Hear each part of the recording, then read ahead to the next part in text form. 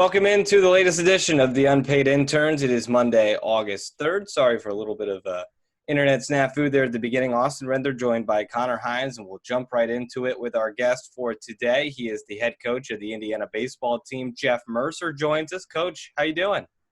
I'm great. How are you guys doing? Oh, we're happy to have you. I mean, first off, past couple months has to have been a little bit strange for you. What have you been kind of trying to keep yourself busy with? Well, the good thing about in the world of college sports is even when there's not games, there's plenty to keep yourself busy with. So, the NCAA has changed a lot of legislation over the summer and the spring, and kind of they zig and we thought they would zag, and so we've been working with a lot of those different things. I guess online recruiting and watching a bunch of the videos and a bunch of Zoom meetings and probably a lot of the similar things as folks across the country are doing, trying to find a way to do your job at a really high level in a very unorthodox way. So a lot more Zoom meetings and a lot more administrative work than I've ever enjoyed before, or had the pleasure of enjoying before. But you find a way to be good at it, and you find a way to handle it the best that you can. I guess that's the only way you can really handle it or deal with it. Well, let's go back. Let's go back to March. You're playing a midweek against Cincinnati. You're preparing for a series against Memphis. All of a sudden, the sports world paused. I mean, kind of take us through what your message was to your team during a time where most of us really had no idea what was going on. Yeah, on a personal aside, I do kind of usually keep my eye on just kind of the global happenings and so I wasn't shocked. I had seen some of the virus stuff starting to kind of spread, and I remember talking to the coaching staff a day or two before, and I was like, man, this is potentially going to really impact us, and this is going to get to the U.S., and this thing's it's really going to make people pause and think. And so as this started to come and started to happen, we kind of had an idea what was potentially in the works. And so the big message to our guys on a daily basis for us is just to control the things that you can control, and it's very coachy and cliche, but it's incredibly difficult, right? And so as a leader of a group, right, all of us coaches have an opportunity to lead by example with that every day. The way that we control our emotions, the way that we interact, the way that we communicate, and everything that we do is just to be able to handle our business. And so when you have a moment like this, you talk so much about being able to control yourself in a game, which is really still a game by comparison to the magnitude of all that's going on. So you have an opportunity there to lead by example and say, okay, we talk about this every day. And so now comes an opportunity to really put it in practice on more of a large scale. And so we need to be able to control what we can control in this and to just manage our way through it. So that was my message to the guys as we were kind of getting it piece by piece and trying to be as emotionally stable as we could during a very tumultuous time.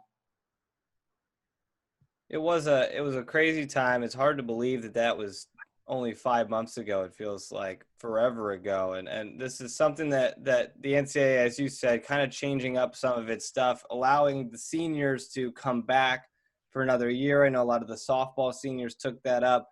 What was kind of your thought with that, and what was kind of your conversations with some of the seniors on the team when it came to that new rule? I thought it was the right thing to do. It really was from an opportunity for those guys. The reality is most college athletes will not make enough money for the rest of their lives in professional sports to do just that, right? So at the end of this, the only thing they're guaranteed is 5 years to complete 4 years of eligibility. And that's it. So when you're talking about potentially losing a fourth of your college career, which for most of them will be the end of their baseball career, their softball career, whatever sport they're playing, you look at it that way, there's so much in this that we can't control. This is the one thing that we had an opportunity to control, which is say, okay, this was out of everybody's control, but we're going to give you a year back because it's the right thing to do, and I thought it was. for those that chose to come back. And we had some guys that decided not to. And we obviously totally respected that. Cal Kruger, gets engaged there just after the season and wants to go and begin his career, and he's earned the right to do that. He's an awesome kid and a great worker, and we love him. But for those guys that wanted to come back, it was the right thing to do, and it was a very exciting time. Through this, as we've all experienced, there's been a lot of not fun phone calls and a lot of not good news, and so when you do get to call a kid and tell him, like, hey, they're going to let you come back for another year, and to hear the excitement in their voice and to get to have that moment was really nice. And then on top of that, to have Fred Glass and Indiana decide to honor their scholarships to the full extent of the NCAA rule was really an incredible moment, because there's a lot of programs that didn't have that latitude. And for Indiana to invest that way financially, when we're in an uncertain financial time, and when so many other schools are not doing that, I think really speaks to the character and the investment of our administration and the university for those guys to come back and have their scholarship. So that was a true bright spot, and in a moment where we really got to enjoy, just to enjoy that opportunity to call them and give them such good news, and the guys have been so excited since then. And Coach, kind of to that point, you mentioned the latitude that IU has given you guys during this time. I mean, we know why you came to Indiana. We know that this was a big deal coming back to Indiana for you, and being able to coach this team. But we're kind of at a crossroads in the department, in the sense that Scott Dolson is taking over for Fred Glass. Fred Glass, obviously, hiring you, accomplishing so much when he was here. I mean, that just has to be another reason why, you had to have wanted to come to Indiana, just the way this athletic department has been run under Fred Glass the past handful of years, and just everything that he's accomplished. Yeah, you hit on a couple of really important things to me there. I grew up here, and that's pretty common knowledge of the baseball circles. I was born and raised here. My dad coached here, and I grew up loving Indiana, the university, and the sports across the board. But when I had an opportunity to discuss the vacancy with Indiana, and there's two sides of this, right? There's like the emotional side that says, hey, I love Indiana, like I'm Indiana through and through, and I love this place. And then there's the business side of things, where you're saying, okay, is Indiana the baseball program and the athletics programs or the department, are they going to allow us to truly, is it a position or a situation where you can compete on a national level, right? Do you have the facilities? Do you have the academic profile? Do you have the recruiting base? Do you have the finances and resources that you're going to need to be able to go out and recruit the best players in the country, to develop the best players in the country, and to compete at a truly national level? So like when we say that we want to be able to compete to host regionals and super regionals and try to win a national championship, like is the university, is the athletic department going to allow us to do the things that you have to be able to do that, right? So you have like the emotional piece, and then you have the business piece that you have to make a decision on that. And that was what really stuck out to me growing up here, and seeing the growth and the transformation of the department of the athletics as a whole, and then baseball specifically, was what really made this such a desirable location. Not just my affinity for the university in this location, but overall, you could check all those boxes off and say yes, that you can compete at the highest level here. Now, is it going to be hard? Yeah, it's hard everywhere, right? It's difficult everywhere. That's why they only give one national championship away per year, because it's really, really hard. But you do have the opportunity, if you're smart enough, if you work hard enough, then you can problem solve your way through and to be able to compete at a really high level. So I think that was what really is the true indicator of Fred Glass's era, is the growth of the department to the point where you can check off the box and say that programs are now an opportunity to compete at a truly nationally elite level, and attracting staffs that want to be here. And then I have the absolute utmost respect for Scott Dolson. He's an incredible person. He's been so wonderful to work with for the last couple of years. And I'm just like beyond thrilled, absolutely beyond thrilled to have him transition in. And I know the entire department feels the same way. I mean, just a true joy and excitement to have him lead the group.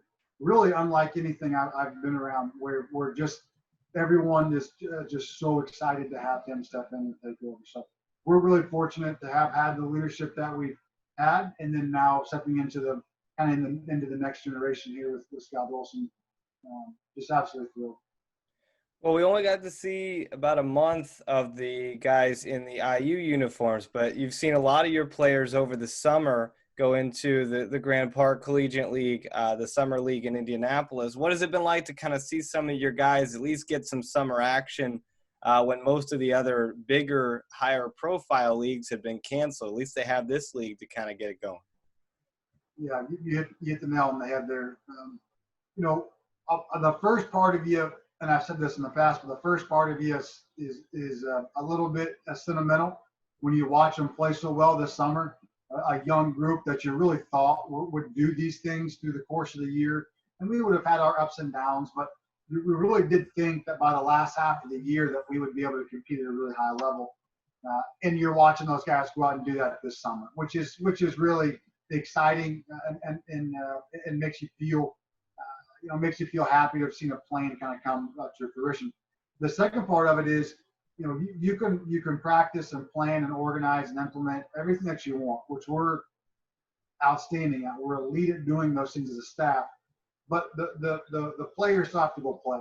Like, you got to fail, you got to screw it up, and then learn, and then screw it up again, and then have success. And you have to experience those things. We can only practice so much. So the Grand Park League and that group putting that on and pushing through this situation was critical in our young players' development, because the majority of those guys, you look at them, a lot of those guys were freshmen or weren't here yet when we won the Big Ten 2 years ago, and all those guys got drafted. The whole team gets drafted. And we made a decision to go young and to let this next group grow up together and develop together. And that was what this year was going to be about. And then the season's canceled. And so now you miss so many of those incredibly valuable reps and the opportunity to grow emotionally and to really push through failure. So this summer was critical for them. And I don't think I've ever had a group that I've been a part of that's played so well over the summer as this group has. So really proud of them. And it's also a critical step in their progression as we all need to go through that part of it. Coach, kind of changing gears to your philosophy a little bit. We dug up an old quote from your old athletic director at Wright State, Bob Grant. He said that you could teach a telephone pole how to hit. Where did that hitting expertise come from? How is that incorporated in your coaching philosophy now? Bob's too kind. He's an incredible person and a good friend. And I was really fortunate. So my dad was a nationally renowned hitting coach for years and years. Wrote hitting books with Dusty Baker, and so I grew up in big league clubhouses, and my dad would do hitting sessions and lessons with all the minor leaguers and major leaguers. They would come through and work. So I was exposed at a really young age to a lot of high level thought. I think part of my ability to understand offensive players is that I was a good offensive player and a really poor athlete by comparison to like high level athletes. So I had to learn to really understand movements and to teach myself as being a very, very moderate level athlete, to be able to think the game and analyze the game and analyze movements. And so I think the fact that this came very difficult to me is in the long run a real positive, because it allows you to be empathetic, not sympathetic. I don't feel sorry for someone who's not very talented, because I wasn't, but I do have empathy where I can put myself in your shoes and understand what you're going through. And I think that's where, in a lot of ways, we as coaches, the first thing we do when we transition into coaching is we forget how hard the game is to play that we're now teaching.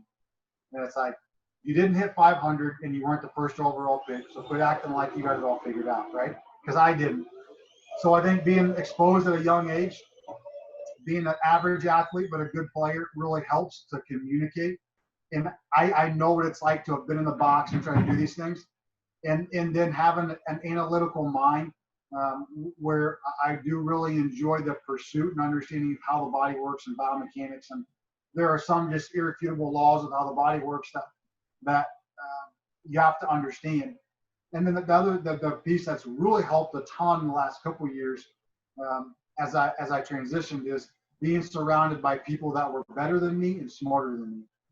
And you look at the coaches that we have, they're smarter than me and they're better than me, and they push me to elevate my level. And so when you're around Justin Parker and Denton Sagerman and Casey Dykes and Dan Held and Derek Simmons and Scott, when you're around these guys every day and they're all better than you, it's like, I better get to work and improve myself. So I think a combination of all those things have allowed us to be really good at teaching the offensive side of the game.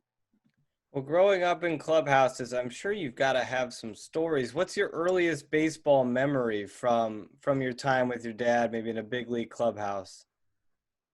Oh, man.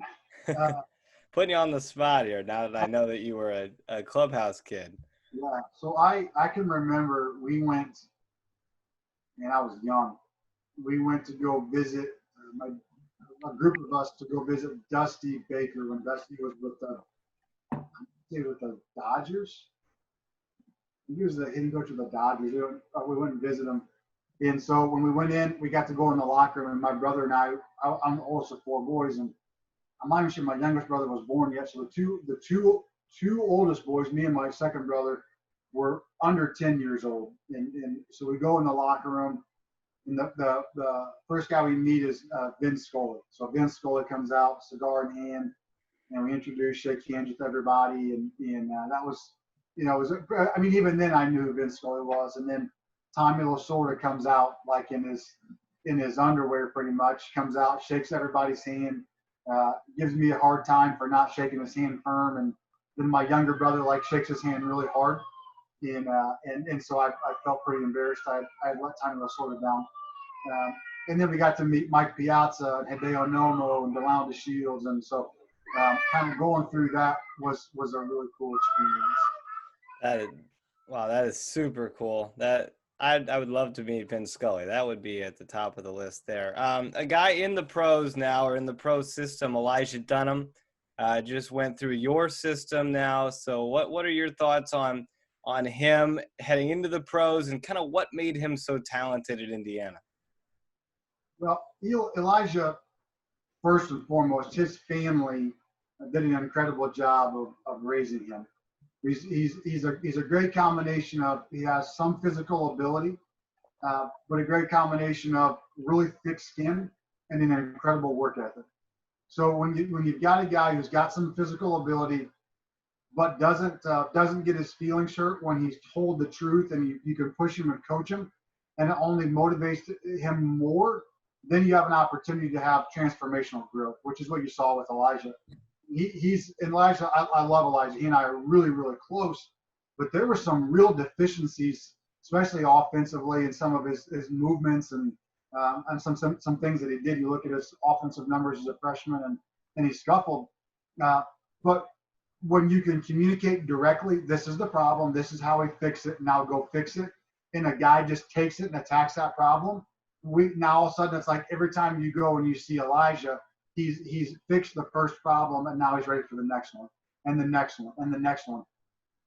And that really is a hallmark of a guy that becomes a great player. And that's what he was. That's who he is. And I didn't do that. I didn't create that. His family did.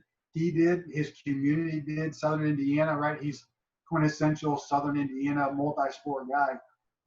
But his work ethic and his ability to allow people to be critical in a constructive way, but to help him is what I think really pushes his growth, and what will allow him to continue to grow and advance at the next level. He will just I don't know if he's going to be a 10-year big leaguer. He may be a 10-year MLB All-Star.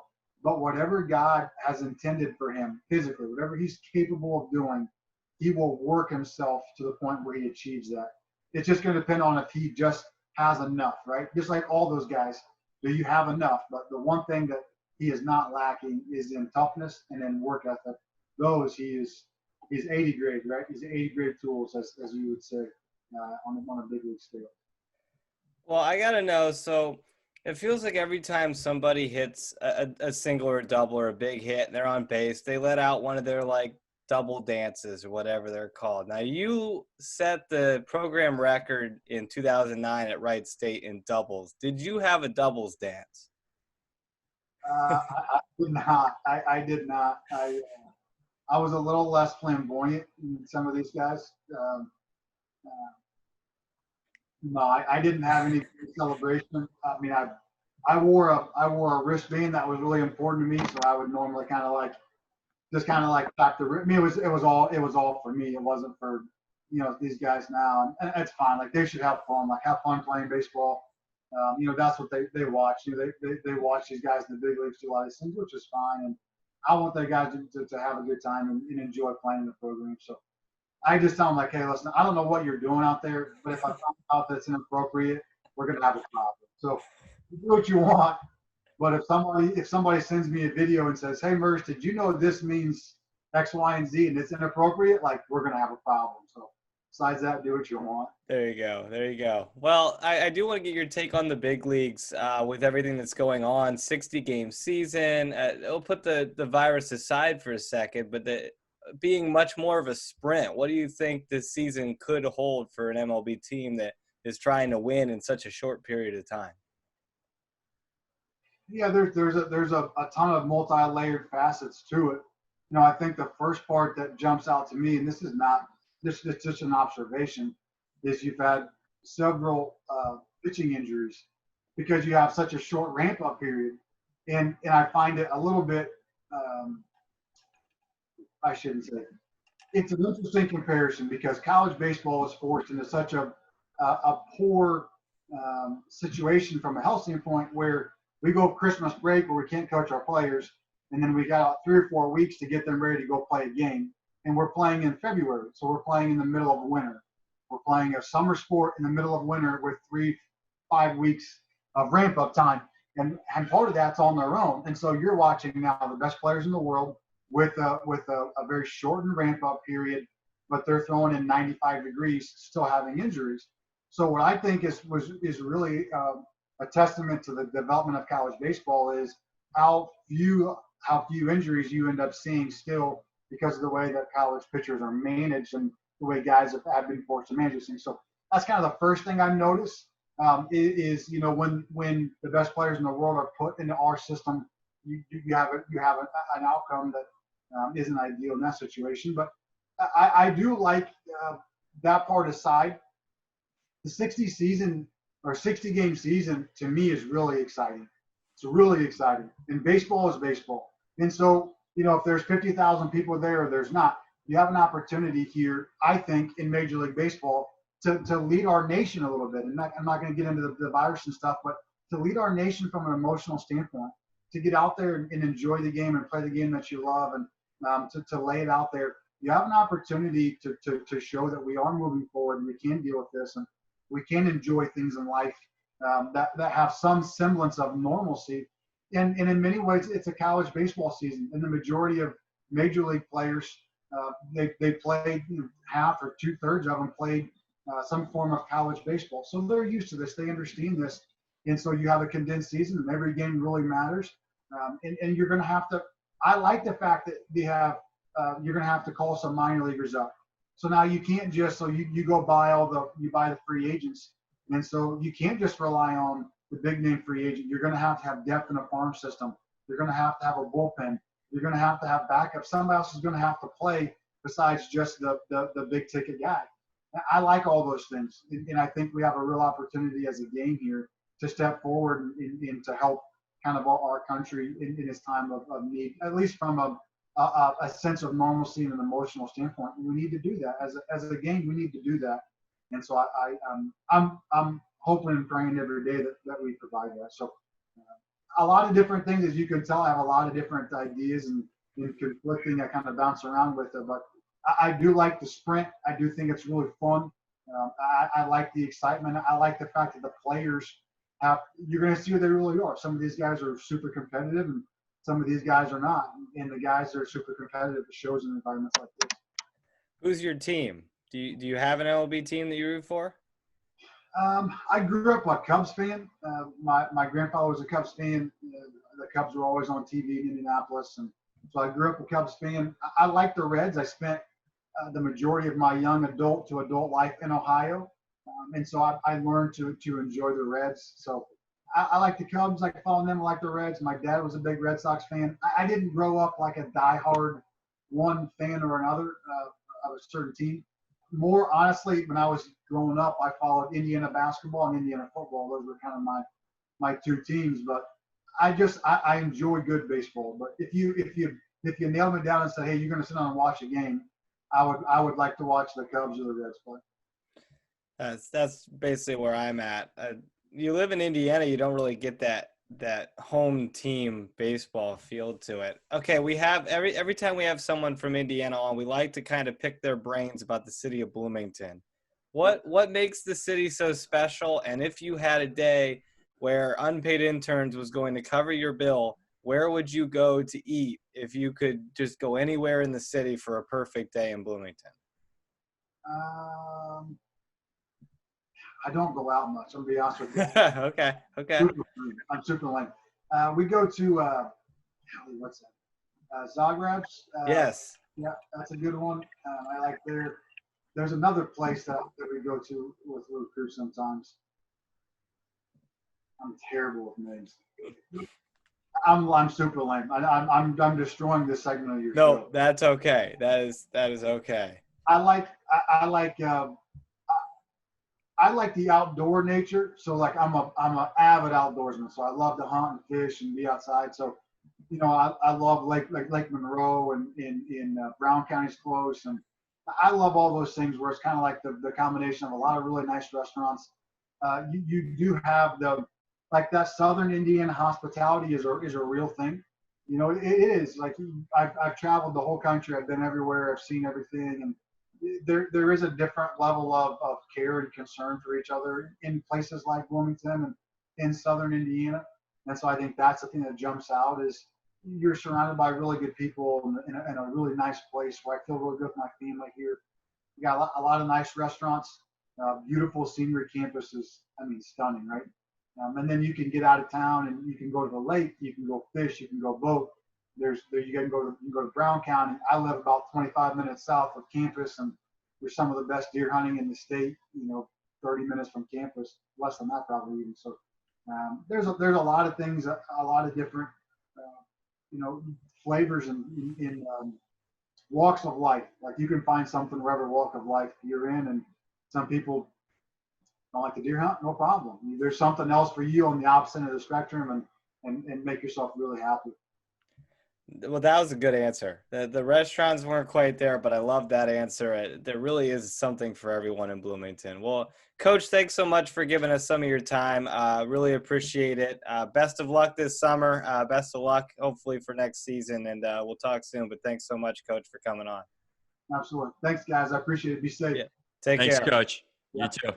That was the head coach of the Indiana baseball team, Jeff Mercer, joining us here on Unpaid Interns. We're going to wrap things up here on our Monday episode. A little bit of a shorter one, but that is okay. We had a great episode there with Coach Mercer. Remember, you can catch all of our podcasts wherever you listen, or you can watch us on the YouTube page. I know this one coming out a little bit later than normal. I had some technical difficulties. Somebody by the name of me accidentally named the July 31st episode the August 3rd episode. And so therefore, when I'm trying to upload another August 3rd episode, somehow it just didn't upload because there's already an August 3rd. So we'll get that fixed. We'll get everything sorted out on the YouTube page. But I know Connor's got to get moving here, so we'll wrap things up. Thanks, Connor, for coming on. Thanks to Coach Mercer as well. We'll be back Wednesday for another episode. Until then, enjoy your summer. We'll see you next time.